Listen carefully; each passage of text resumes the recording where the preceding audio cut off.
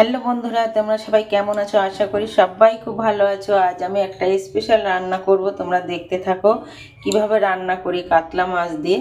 তোমরা দেখতে থাকো। মাছগুলো হলুদ মাখিয়ে নিয়ে প্যানটা উনুনে বসিয়ে দিয়ে মাছটা ভেজে নেব।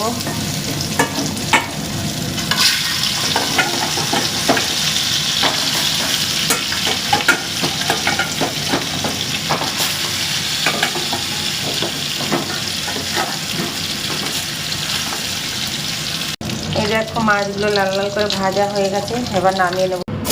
আলুগুলো ভেজে নেবো, এই আলুগুলো ভেজে নেবো লাল লাল করে।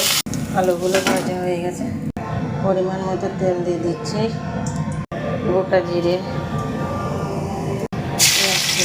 আদা রসুন বাটা, জিরে বাটা,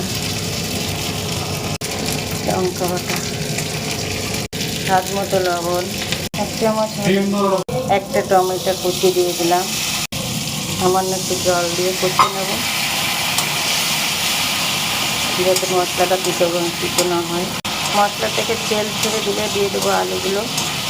দেখো কষিয়ে নিচ্ছি, মশলা দিয়ে দিচ্ছি ভাজা আলুগুলো, এবার কষিয়ে নেব। দিয়ে দিচ্ছি পরিমাণ মতো জল। এই কষানো হয়ে গেছে, বেশি জল দেবো না, অল্প জল দেবো। তো ঝোল মাখা ঝোল হবে, বেশি ঝোল হবে না। ঝোলটা ফুটে উঠেছে, এবার দিয়ে দিচ্ছি মাছ। সব মাছগুলো দিয়ে দিলাম। দেখো আমার নতুন স্বাদের রেসিপি প্রায় তৈরি হয়ে গেছে। দেখো ঝোলটা কত সুন্দর লাগছে দেখতে। এটা দিয়ে দিচ্ছি চাল মগজ। এই যে চাল মগজ বেটে রেখেছিলাম, সেটা দিয়ে দিচ্ছি নামানোর আগে। দিয়ে দিচ্ছি অল্প করে একটু গরম মশলার গুঁড়ো। তৈরি হয়ে গেছে আমার নতুন স্বাদের কাতলা মাছের রেসিপি। আমার এই রেসিপিটা যদি তোমাদের কাছে ভালো লেগে থাকে তাহলে অবশ্যই একটা লাইক, শেয়ার, কমেন্ট আর সাবস্ক্রাইব করে দিও। সবাই খুব ভালো থেকো, সুস্থ থেকো। Bye bye, tata. পরবর্তী ভিডিও দেখার জন্য আবার অনুরোধ রইল।